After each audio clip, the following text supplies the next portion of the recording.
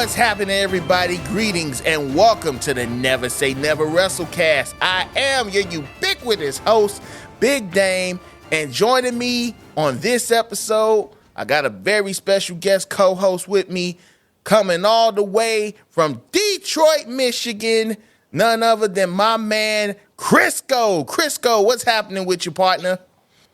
Yeet. Yeet. Happy to be here.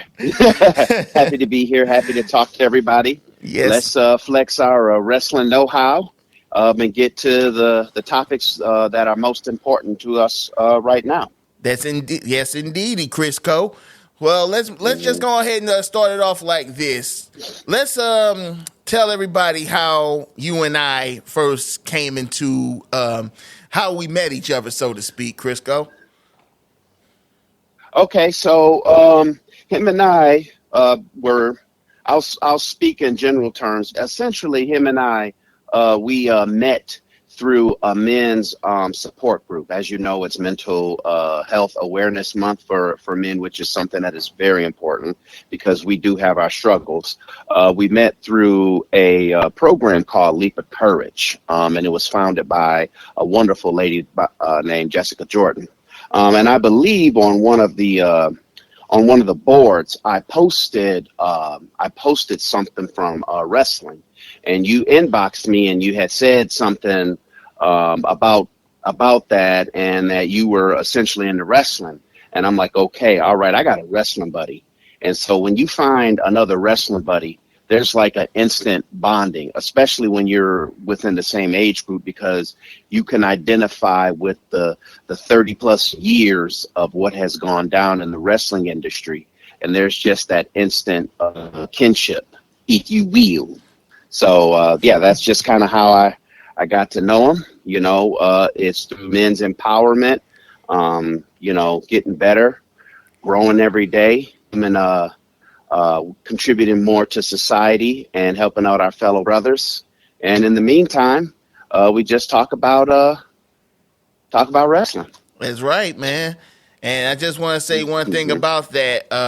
Leap of Courage is a very, very important group, a comprehensive course, more than anything I've seen ever. You know what I'm saying? Jessica does a fantastic job with all the services, resources, and everything. I would encourage all of you guys to check that out. I know I became part of the group when I first saw this lady on YouTube, you know, through her ads. Yep. And it was like, man, with everything that's been going on, and personally, you know, I just like, you know what? I'm going to go ahead and check this group out. Did a little free intro to the course.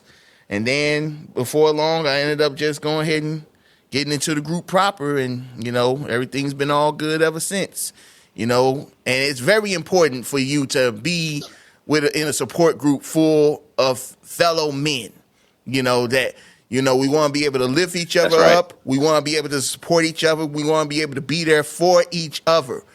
Mental health matters, okay? With this being Mental Health Awareness Month for men, it is extremely important to know that as men, it will almost seem like the world is against us. We have to deal with a whole bunch of stuff.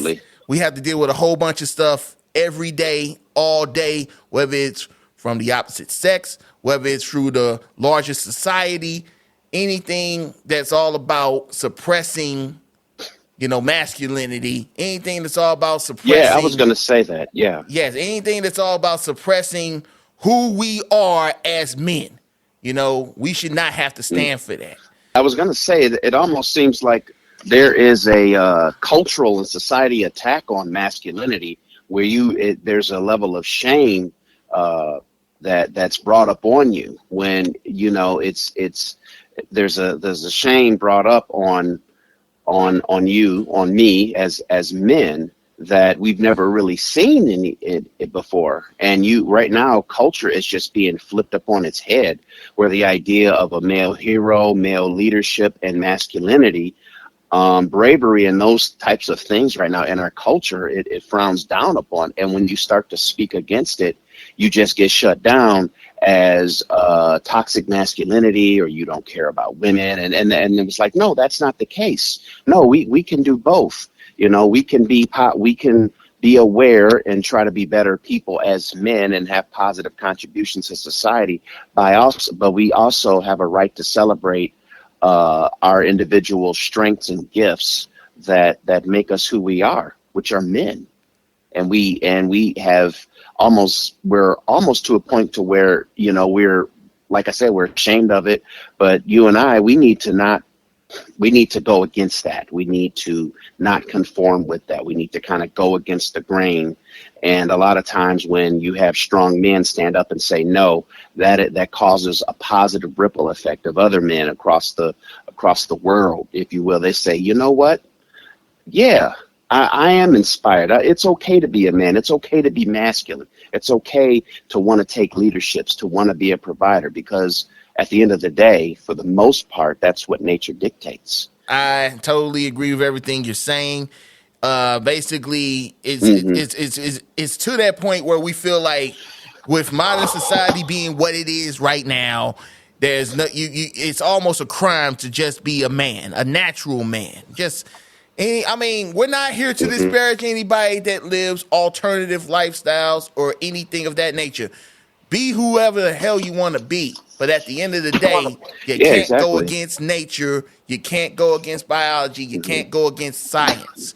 And when No, you can't. and furthermore, we have to be, like you said, nature intended us to be this way.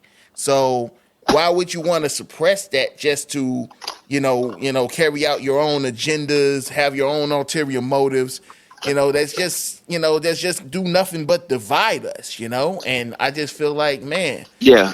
I will say this. I think that there is a huge correlation between how our culture, let's face it, is collapsing, and it's in alignment with the attacks on manhood and masculinity. Yeah. There is a synchronization there that it's not coincident. It's not coincidental. No. It just shows you what happens when you try to go against what nature dictates. Nature finds a way, and a lot of times what happens is what happens. What has happened historically wise, when nations start to crumble and fall upon themselves, a lot of times there has been some sort of attack on masculinity. If you just study history, it's true. But I will say what happens is when societies kind of collapse on themselves, what happens? Who do we start to lean into? We start leaning into strong men, strong male leadership.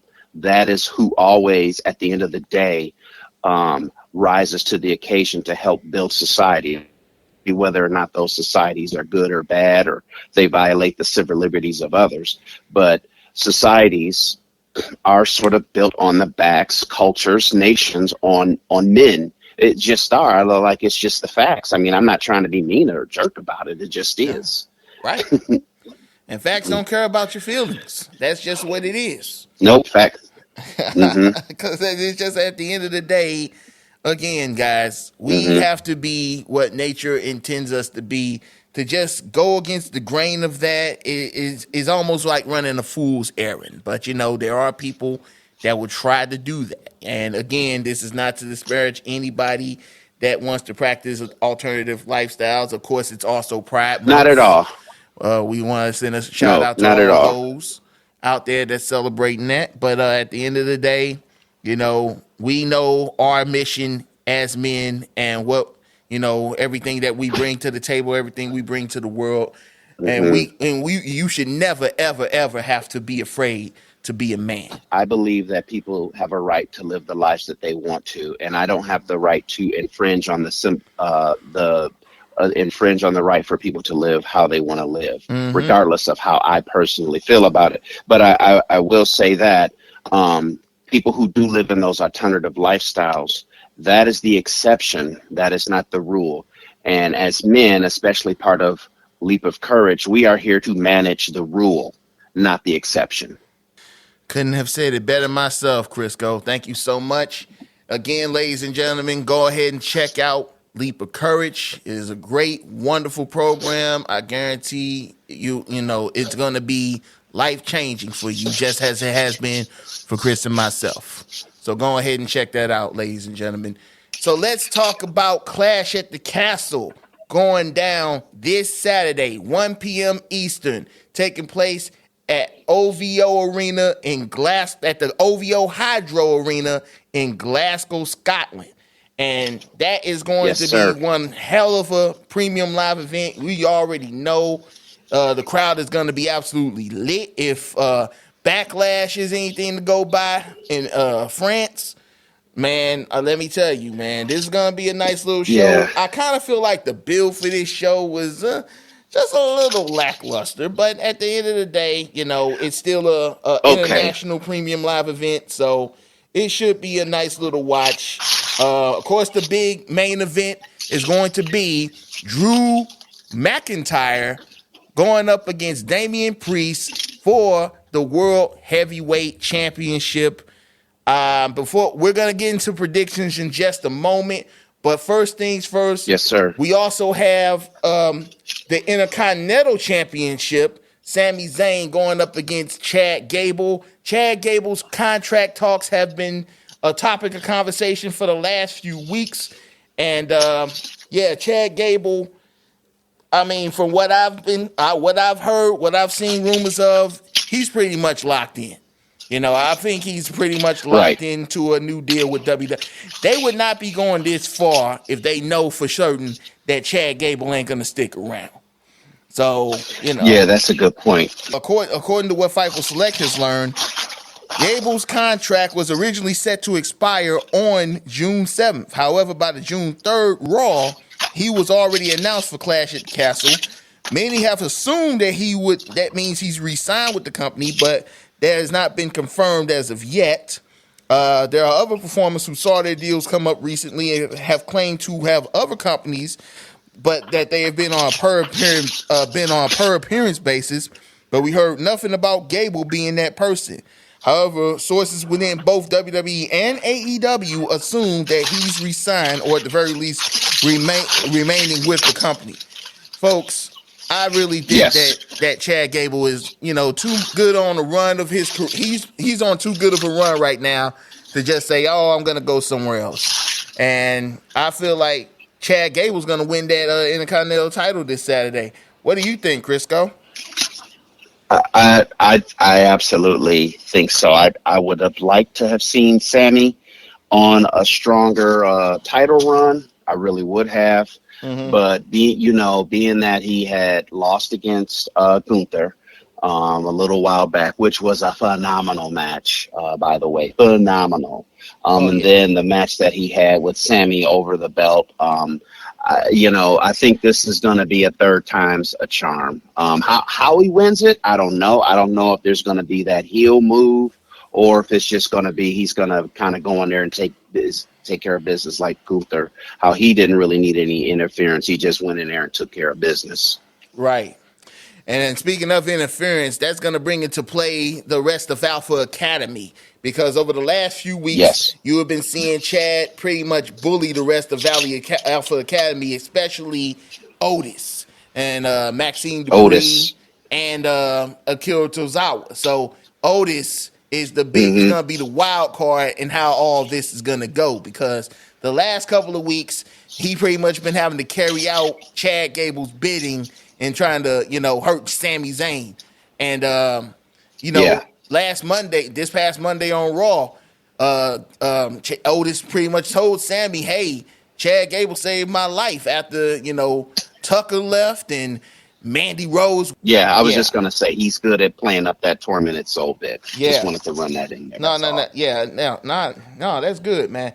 I mean, because at the end of the day, whatever you can say about Sami Zayn, he is, we got to give Sami Zayn his props. He is perhaps one of the best storytellers in modern wrestling right now. Because he is. Because Sami is I believe I saw an interview with him not too long ago talking about how important the story is when it comes to building up your match. And I really wish that a lot of wrestlers across the landscape understand that it ain't just about the moves. It ain't just about the spots. It's about how well you tell No. the story in the ring. It's about getting people emotionally invested. Sami Zayn was able Yes. to do that with a goddamn jackass match with Johnny Knoxville at Yeah. WrestleMania 38. Okay. Yeah, I know. I'm like, just a Yeah. throwaway match. I mean, you would have thought it would just been a throwaway match altogether, but that match was actually kind of enjoyable. And I think it had a lot to do with how they built that up. I'm not gonna lie. At first, I was not. He was a wrestler that really grew on me. I was not the biggest Sami Zayn fan at all. I'm like, what is this guy doing? He needs to beef up, you know. But I'm like, oh my goodness, this guy. His ring performance is dynamic, and you have to admit he's got strong promo skills. Right. So I'm going to read you this quote regarding everything that we're talking about. This is when he was speaking to Fightful's Sean Ross Sapp regarding the upcoming match with Okay. Chad Gable. This is what he said, quote, I remember watching Clash at the Castle in 2022. Granted, that was in Wales, but I wasn't on that event, and I did have a little bit of FOMO, just missing out on that. It would be good to go and perform in front of that kind of audience. With Backlash, even last year in Puerto Rico and this year in France, the Saudi events, the events in Montreal and Australia, all these international PLEs that have become a bit more commonplace, you're seeing the excitement of the fans really pour through your television or computer screen. It's infectious. And Beautifully said. and it's infectious. And adds such a dimension to that match, those matches, the product, and everything else. It's very exciting. I've gotten to wrestle Chad Gable many times, and I think our batting average is pretty good. I'm excited, especially with the story with Otis and Alpha Academy. It gives it another dimension and another layer. When you add that to a match that is given a little time, because these PLEs have less matches now, so each match has time to breathe. All the ingredients are right for something pretty special. That is what Sami Zayn said to Fightful. What is your take on that, Krisqo? I agree with that. Wow, yeah. I mean, what can I add to that and say that has not been said in that statement? He brings a lot of power to he really sells it, man. Yeah. He brings a lot of power. Even when he was the honorary Oos, you know, you really felt that when it kind of fell apart, you know. So I mean, he backs up what he says. Plain and simple. Yeah. Most facts definitely. are facts. Exactly. I mean, we all remember where we were when Sammy was the honorary Oos in the bloodline. And you know, you just knew that type of story was just layer upon layer. You know, did Jey Uso trust Sammy? Oh, now all of a sudden, you know, Jimmy intervening and stuff, and it just everything culminated in that Royal Rumble 2023. You know, when Sammy finally turned his back on the bloodline, the crowd just erupted. I mean, it was just like unlike anything I've seen in a long time. So that's let you know that story matters, man. Go ahead, Krisqo. It does, and just to kind of speak to that about how just the way the story ran, it was so organic because what happened at those events sort of bled over into the drama or rolled over into the drama within the bloodline. The how Jay was with trying to stick up for Sammy and being the tormented soul that he was, it rolled organically into the rivalry and the issues that he ended up having with Roman Reigns. It was a beautiful segue. Oh yeah, it was so beautiful. What do the young kids call it these days? Cinema. Yeah, so it's pretty much cinema. Yeah, man. it was. I mean, that's why I say, man, that right there, along with everything else we talk about, that should let you know Sammy gets it. You know, he's one of the best storytellers in the whole game right now. So it'll be a hell of a match. I can't wait to check it out and see what happens. Though I do believe that it's going to Yeah, I be agree. Chad. I do agree. I do think it's going to be Chad Gables to win. Do you think that he'll win just head to head, man to man, mano to mano, or do you think there's going to be a little heel interference, if you will? Well, I believe there's going to be some interference again. If it ain't coming from Otis, it's gonna most likely come from the Creed brothers because they've been teasing that partnership Ooh, between Chad Gable and the Creed brothers for many weeks. So, I mean that this will be their the Creed way brothers of are getting ready of fantastic. to be off with the old Alpha Academy and into the new Alpha Academy, Gable and the Creed brothers. So I mean, again, Oh that's man. one of those things where you just don't know. You'll have to check it out Saturday. So, and that's the beauty of storytelling, though. We don't know how it's gonna go. So, No, we really don't. Uh, and right now, WWE is just oozing talent. I mean, I have never seen it where at a point where somebody comes out, I'm like, oh man, I like that guy. Oh, wait a minute, I like him too. Oh shoot, I'm a fan of that guy. Oh man, I could buy this guy's merch too. I mean, to call them mids is almost an insult with a lot of the raw talent. It has got to be a nightmare, but a fun nightmare for Triple H to try to balance this with so much just immense talent. oh yeah, I mean they definitely have a talented roster of people, guys and gals that can just go all day and all night. Man, we just need to be able to see more of that Yeah, across the board. Let's switch gears I now. agree. Chris. Let's talk about the women's tag team title match, triple threat match. Bianca Belair and Jade Cargill defending the titles against Shayna Baszler and Zoe Stark and Alba Fire and Isla Dawn. Now, Fire and Dawn, this is going to be a homecoming for them, because they're based in Scotland. And, it's just a let's just be real, it's just a throwaway triple threat match. But I know it's going to also be a bittersweet homecoming, especially for Alba Fire. She unfortunately lost her mom not too long ago Yeah, while she was traveling. Well, she was in Florida, vacationing there. And, yeah, it's always a sad thing when, you end up losing a parent under those circumstances. So it's going to be very bittersweet. yeah.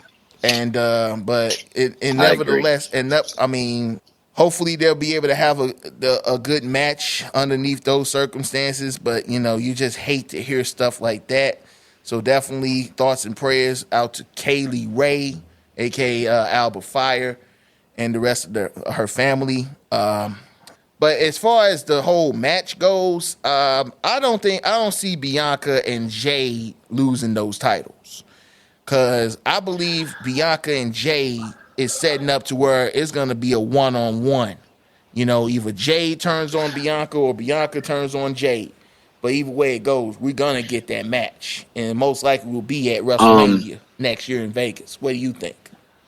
you you took the words right out of my mouth. I said to my wife, who is now who it's almost like our date night where we're watching wrestling together. But anyway, I said I smell some.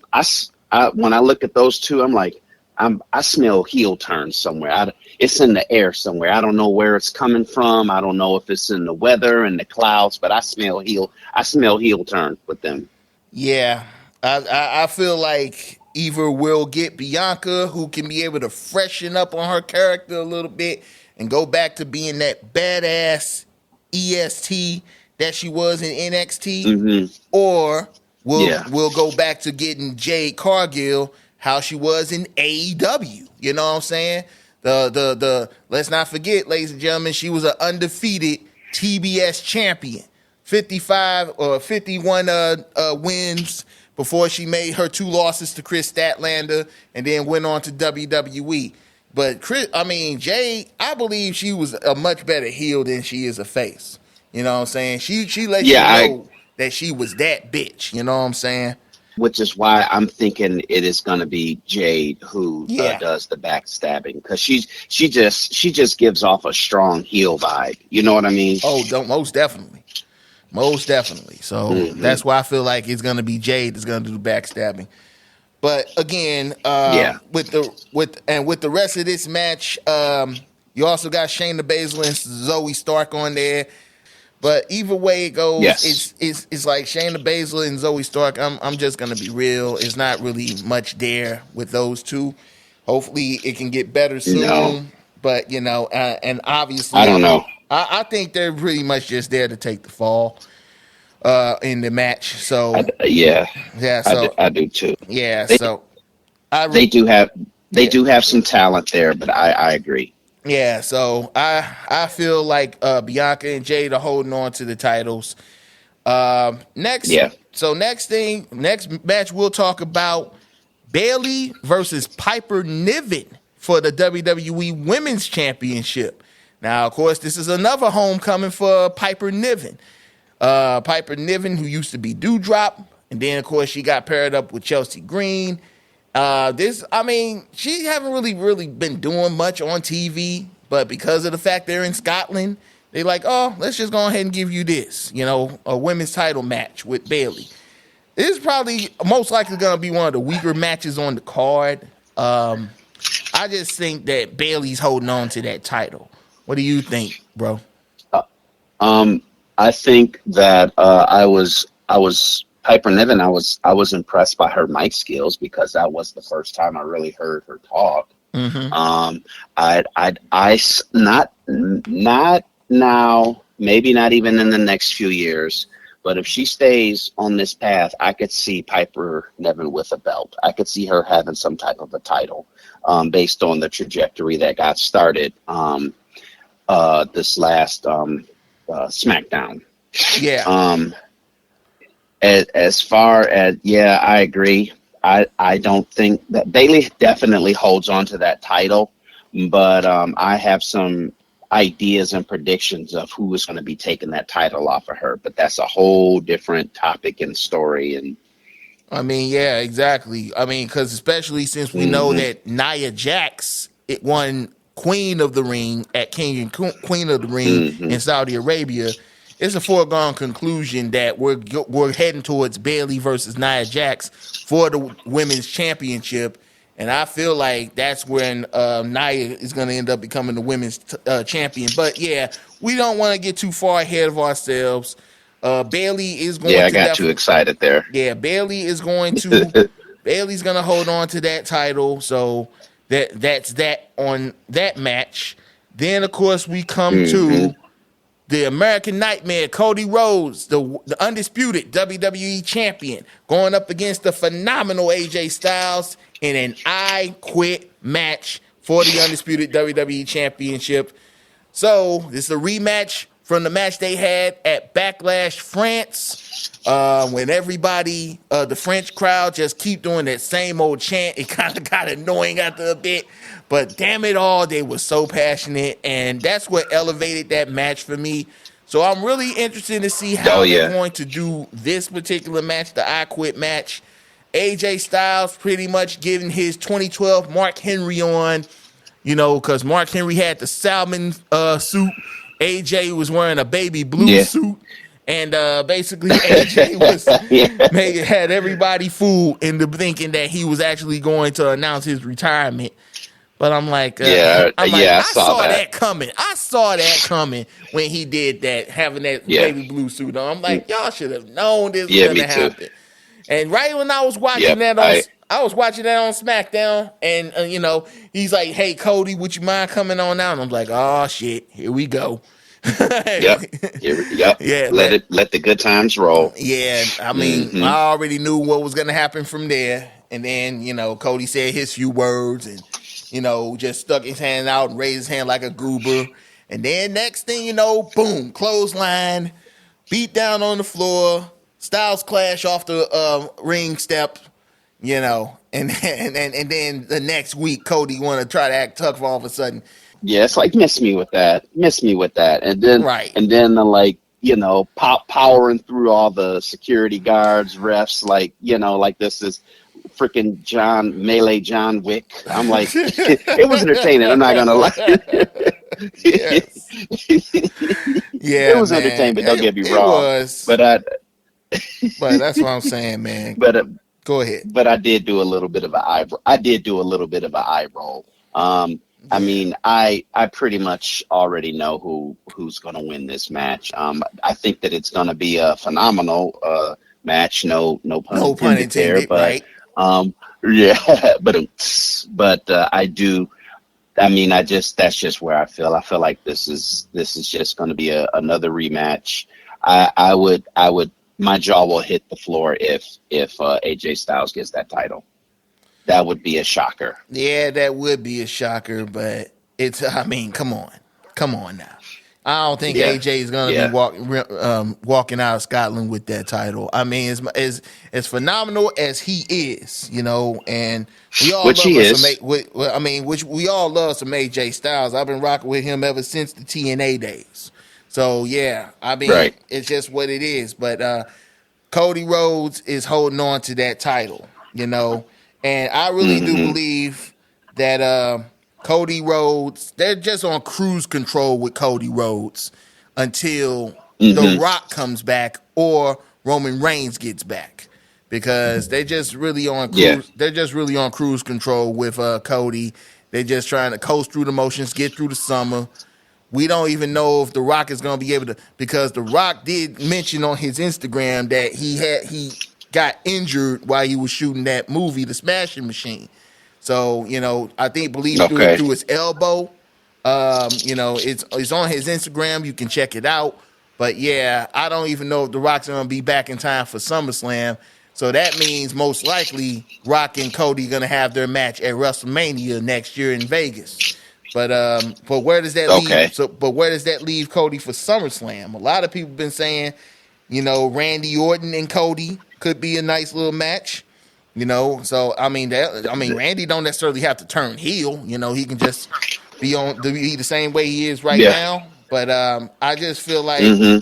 like I said, we're just coasting with Cody until either Rock Yeah. and or Roman Reigns gets back from their sabbaticals, man. Which Yeah. which they're both shooting Yeah. movies for real. So, but either way it goes, Yeah. Cody Rhodes is holding on to that title. I agree. Yeah, Cody is going to be they're going to play up the I did what my dad didn't do, and the legacy and Dusty Rhodes and the title run. Yeah, yeah, he's going to be coasting. He's going to be coasting Cody. I like that. yeah, Coasting Cody. coasting Cody, That's what he is right now. coasting Cody. Yeah, it was That's Cody Crybaby. Now we got coasting Cody. yeah, that's pretty much what it is, man. All right, now let's get to the main event of the Clash at the Castle at Scotland. Is going to be Damian Priest defending the World Heavyweight Championship against the Scottish psychopath Drew McIntyre. Folks, That's right. Drew McIntyre, last Clash at the Castle of 2022, he thought he was going to win the big one against Roman Reigns for the undisputed WWE Universal Championship, but he ended up falling short of that, thanks, of course, to Solo Sikoa making his main roster debut, giving Drew McIntyre the old Samoan spike, and having Roman Reigns to keep the title. And of course, now we see where things are when it comes to Solo. He's now the tribal chief. I would call him the interim tribal chief until Roman gets back. And Right. he's running roughshod with Tonga Loa and Tama Tonga, the Gorillas of Destiny Yeah. from New Japan Pro Wrestling. They gonna come into That's right. They about to come into the fray. Now, of course, we got there's been long rumors about Jacob Fatu, who is, of course, an MLW, former MLW world champion. He's supposed to be signed, but we have yet to see him. We also have some news about Hikuleo, who is also Tama and Tonga's tag team partner in Bullet Club in New Japan. He's supposed to be on his way through. We might end up seeing that tonight on SmackDown or at Clash of the Castle this Saturday. A true Samoan. dynasty. Oh man, when I look at that family tree that The Rock displayed at WrestleMania kickoff in Las Vegas, That I'm was like, awesome. man, that was the roots run deep. The bloodline roots run Yes, they so do. damn deep. All that Samoan heritage right there. It's like no matter where you go, you're gonna always find a Samoan somewhere in the mix. But in any event, Yeah. yes. So I believe that's another thing that's coasting along is this whole bloodline saga. Because, Paul Heyman, the wise man, he's damn near scared for his life, trying to make sure I he's on love the it. right side of Solo and the God, man. But yeah, it's going to be real crazy. Once Roman gets back, he's going to receive that phenomenal pop that they tried to do with him throughout the late 2010s, but just couldn't do it. So yeah, it's gonna be really. Oh, he's gonna be one of the biggest baby face in the company, even more so than Cody. As much as we hate to say that. It's gonna be that LA Knight pop that he had Yes, SummerSlam. there you go. That LA Knight pop. Yes, that's gonna be great. So keeping all of that in mind, when we got this match with Damian Priest and Drew McIntyre. Now, Damian Priest and Judgment Day, they pretty much been, trying to keep things together. But then you got this thing with Dominic Mysterio, and Liv Morgan, the women's world champion. Of course, Liv Morgan took that title at the last pay-per-view. And then, of course, Rhea's injured. She's out injured right now. So, yeah, it's just now all of a sudden now she want to steal her man too. She want to her TV man. We all know her real man is her Buddy TV Matthews. Man. Yeah, we all know her real man is Buddy Matthews in AEW House of Black. But yeah, Rhea Ripley. You obviously know where this is going with Liv and Rhea. For the women's title. Most likely at SummerSlam and she's ready to go then. But yeah, this has become a very interesting story, where Liv is looking, been seducing. She kissed Dom, and then this past Monday, when she fell off of the ring trying to interfere in that match, she laid on top of him and shit. I mean, it was just like, damn. Oh yeah, Liv a freak. Yeah.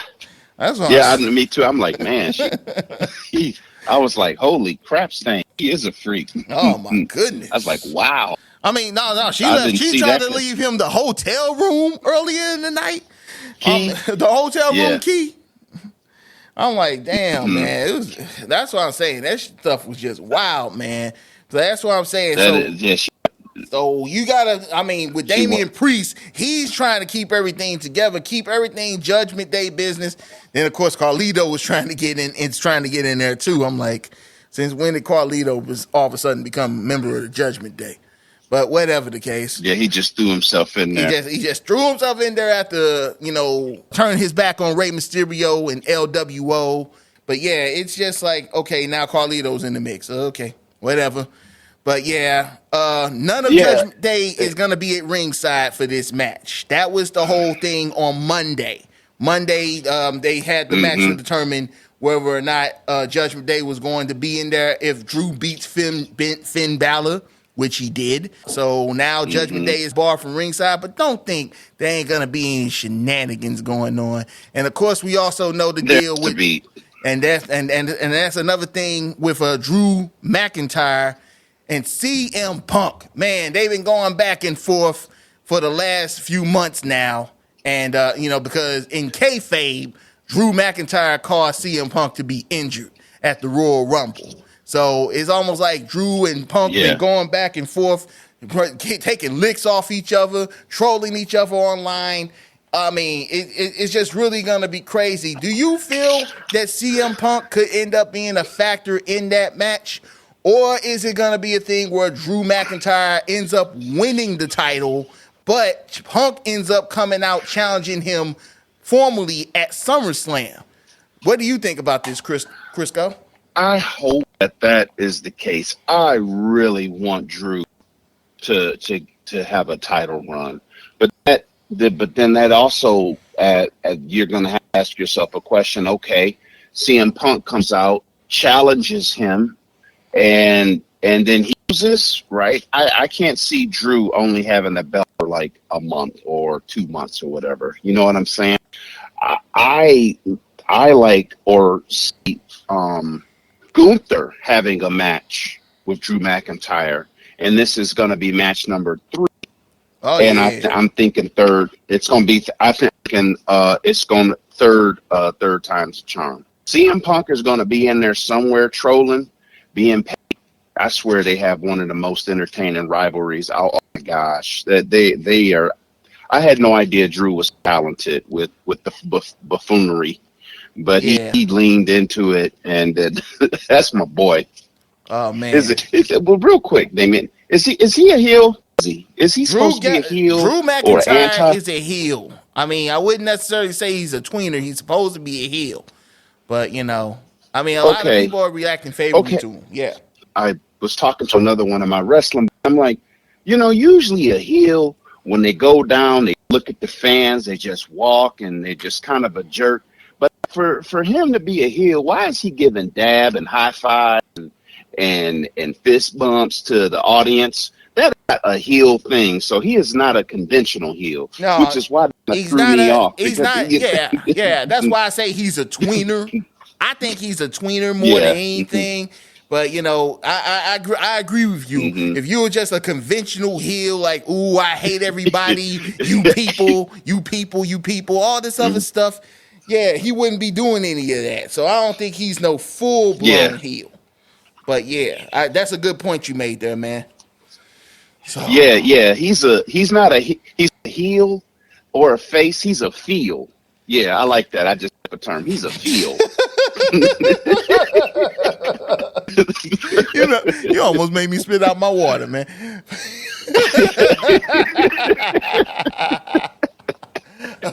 Yeah. Feel. Oh yeah. Okay. Yeah. Yeah, that's a good way to describe him too. Yeah. Yeah. Yeah, so it's all Yeah. good, man. So regardless of his feelish tendencies, Drew McIntyre, I believe, is going to end up winning that world title. And like I said, it's going to be him and Punk coming up at SummerSlam. And I really do believe that's when Drew goes over on Punk, and he can finally put all this behind him. And then to prove to another point you just proved about Gunther. Gunther won King of the Ring, so he deserves a title shot as well. It's gonna be a real interesting dichotomy to where we could either get Drew McIntyre and Gunther once again putting on another banger match, or it will be CM Punk and Gunther. That could be a possibility too. Yeah. But either way it goes, I feel like Gunther is going to end up being a world champion sooner rather than later. So why delay the inevitable, as far as I know? Because Gunther is the greatest Intercontinental Champion of all time. He eclipsed the Honky Tonk Man's record, and now he's sitting pretty at 666 days, a devilish streak. But at the end of the day, man, I mean, that's what I'm saying. Gunther's gonna have a good old match, no matter who he's up against. Tell me what you think, man. He is. I love Gunther. I think that he is one of those heels that can hold his own. He doesn't need anybody. He doesn't need Imperium. He's a technical feel to him. I think he lives up to the ring general. Oh, he is in control, and he is the soldier in that ring. Oh yeah, and I really enjoy his aura when he comes out all dapper with the suit, all dressed up, looking like a different person. It's like Clark Kent versus Superman. He comes in there with his toe just in there, and backing up his trash talk. Oh yeah, and I also love the back and forth between him and Damian Priest, because it's very rare when you see heel talking to heel, or it's always good guy versus bad guy, or good guy versus good guy. But when you have two heels can smack to each other, I just think that adds a fun dynamic to wrestling, because you don't see that much. Right. I mean, usually heel versus heel programs can tend to be very boring, because you don't know who you're supposed to be rooting against. You just go for the more interesting personality. But I think in this instance, That's true. But in this instance, I believe that it could definitely work with Damian Priest and Drew McIntyre because, like I said, Drew McIntyre is going to be a face no matter what come this Saturday because it's going to be in Scotland. And Damian Priest, like I said, this will be a way for Damian to really almost break away from Judgment Day. You know what I'm saying? Because, you know, he proven that he don't need Judgment Day in order to fight his battles. And, you know, again, all this stuff going on with Dominic and Liv and everything like that. Yeah. He just want to be done with all that shit. So I believe this match is going to be pivotal in how things will go in both Drew McIntyre's direction and Damian Priest and Judgment Day's direction. So it's going to be interesting to see how all of this goes down. But either way it goes, Clash at the Castle looks to be a great pay-per-view premium live event taking place once again this Saturday, 1 p.m. Eastern from us here in the States. And, it's going to be a nice little afternoon of good wrestling, and I certainly can't wait to check it out. I want to go ahead and get your thoughts on the news of the week, which happens to be the status of Ricochet. Now, Ricochet is supposed to have his contract due coming up in July. Now, a lot of people have been speculating that Ricochet was gonna just let his contract expire, and then he's gonna go to Jacksonville, to AEW, and perhaps him and Will Ospreay fight one more time. Here's the thing that a lot of people are overlooking. Ricochet's contract is not up until July. He is still under contract to WWE. And the way they wrote him off this past Monday night, where Bron Breakker just destroyed him, lawn darted him onto that production truck, and then it looked like that power hurt. slam, and even more so than when Kevin Nash did that to Rey Mysterio on Nitro. Yeah, the dart, I told that to my friend. I'm in a group text. I'm in a group text, and I said, I have not seen somebody dart it into the trailer since Rey Mysterio and Kevin Nash back in '96. Thank you. Yes, that's the first thing I said. I'm like, oh man, summertime and summer dart to the trailer. I'm like, yes. Oh man. And then Bron Breakker. Now this is after Bron Breakker and Ilya Dragunov had their match. That was a great match on Monday Night Raw. Oh my. Oh yeah. Yes. Oh man. Bron Breakker legit, that was 5-star. Yeah, Bron Breakker is. Well, I don't really give a shit about the 5-star shit. I don't listen to Mark Ass Meltzer. I just think it was a great match. But in any event, Bron Breakker is a straight up beast. Say what you want about what happened with NXT 2.0 with all the colors and all this other Nickelodeon type of stuff they had going on in the beginning, but they really. Hold on. They really have a lot of good talent coming out of that era. Because, of course, you got Bron Breakker. You got Ilya Dragunov. You got Carmelo Hayes, who is now on the main roster. You got Trick Williams, who is the NXT champion right now. You got Roxanne Perez, who is the NXT women's champion. That was, by the way, a great match with her and Jordan Grace from TNA. She's the Knockouts champion for TNA. So, that's what I'm saying. You got a lot of good talent coming out of that 2.0 roster. Obviously, it's not going to be as good as Black and Gold, but, you still got to give them credit, man. They cultivate it. I mean, that's what development is. It's developing talent. So, look at a guy exactly what he did. Yeah, when you look at a guy like Bron Breakker, okay, he's Rick Steiner's son, the nephew of Big Papa Pump Scott Steiner. You know what I'm saying? All these, you got all these qualities around Bron Breakker. Bron Breakker, they put him as a beast. Ever since he came out at the Royal Rumble and what was supposed to have been Brock Lesnar's spot, he just went in there and just dominated some fools. And Triple H is like, yo, we're going to have to keep this going with him. We got something here with Braun. Yeah. So that's why you need a machine. Yes. Every wrestling era has a machine. Yes. And, Brock Lesnar was a machine. Over in, as Scott Hall said, WCW, Goldberg was a machine. You need a machine. And he is the 2024 machine. Yes, I totally agree with that. Yeah. Bron Breakker is definitely a machine, and sky's the limit when it comes to Bron Breakker. He's just over here hurting fools. He don't give no damn, man. But in any event, No, he doesn't. so I mean, but you want to keep that. You want to have that monster. You want to have that machine. So that's what it's all about. Bron Breakker, after he lawn darted poor old Ricochet, he went on ahead and then power slammed him through a windshield of a car, which pretty much triggered the whole all elitists with the whole real glass deal that Jack Perry did. That pretty much got him into a fight with Punk, and then Punk ended up getting fired. And back in WWE, you know how that story goes. Bottom line is, I do. Ricochet has been ridden off of TV. Of course, they also had to put the icing on the cake with Samantha Irvin, the ring announcer, the best ring announcer in the game, by the way. She had to go out there and be with Rick, in that ambulance. So I got a little So I got a little update when it comes to the status of Ricochet. And it's pretty much confirming everything that I'm talking about. Once again, this is coming from Fightful Select.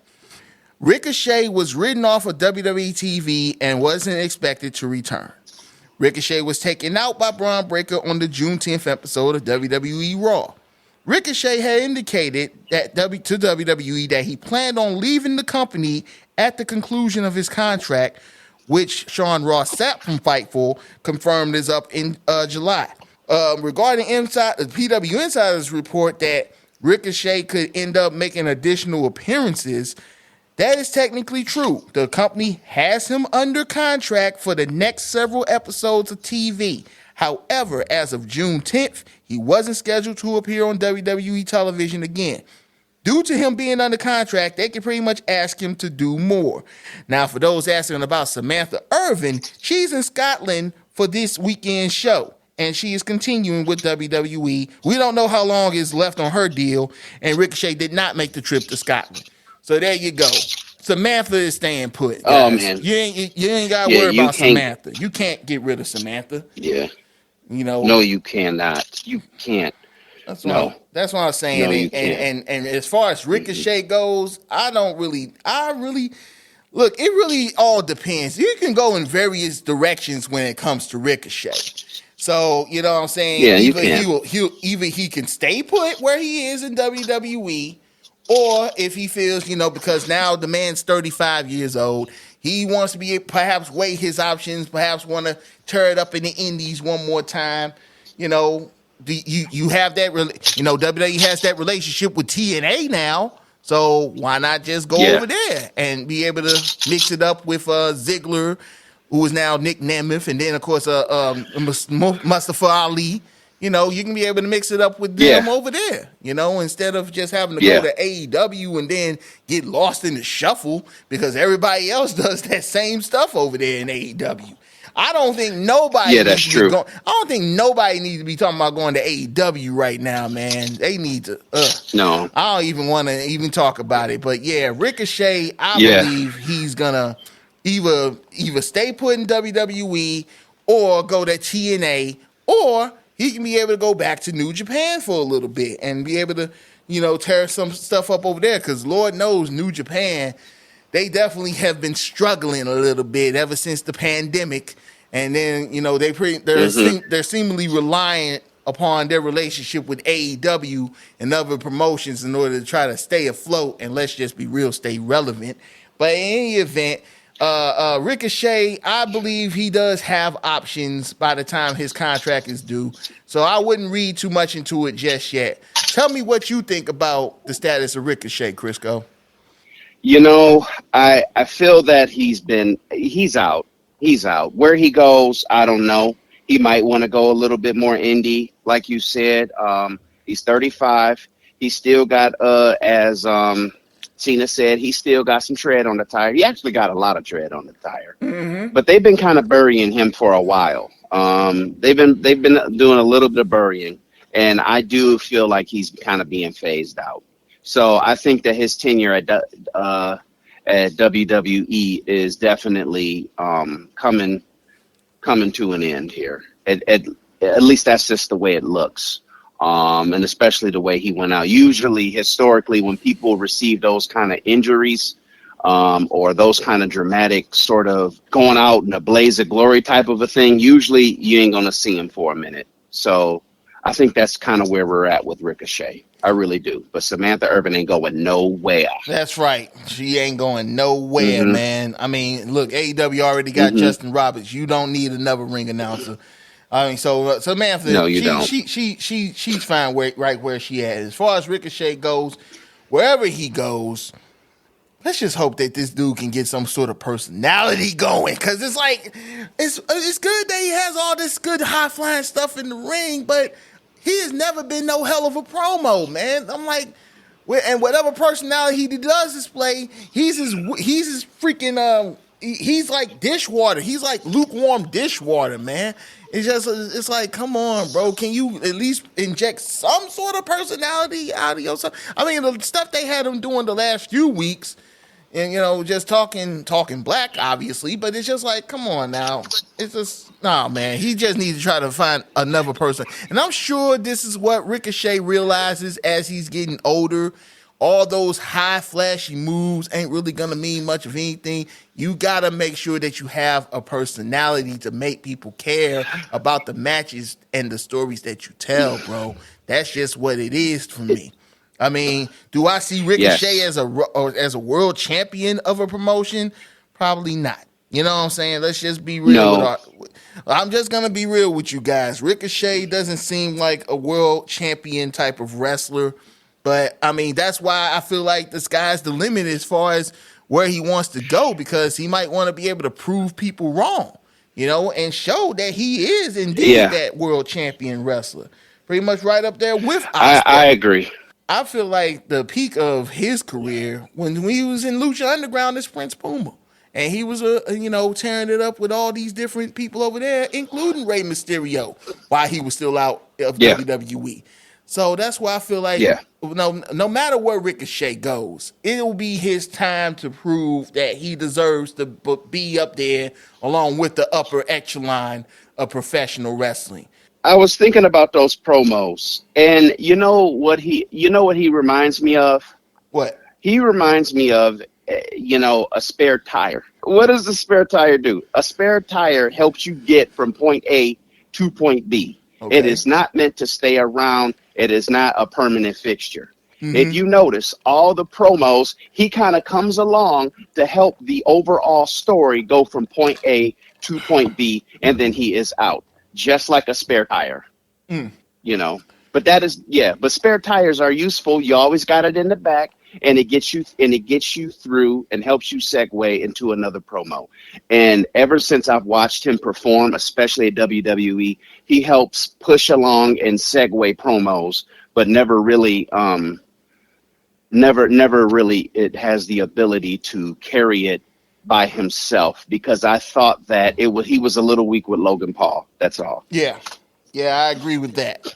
So and that's a solid point you made. That spare tire analogy, man. But I mean, it was kind of funny at first, but it's like once you explained it, yeah, I see exactly your point.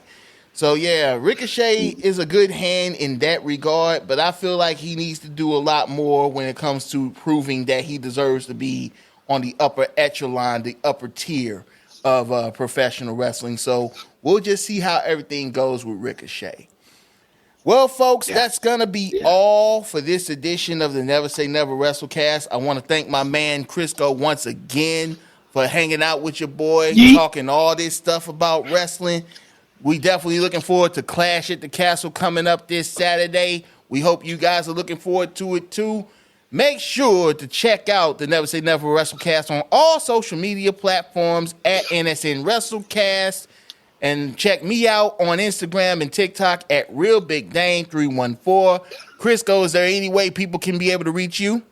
I'm still working on it, brother. Okay, you're still working on it. I'm still working on it. Okay, well, it's all good, player. We look forward to seeing you here once again on this podcast. So thank you once again for your time, my brother. And ladies and gentlemen, Oh, absolutely. And ladies and gentlemen, until the next episode, for my man Krisqo, I'm Big Dame. This has been the Never Say Never WrestleCast, and we are OUT. Peace. T.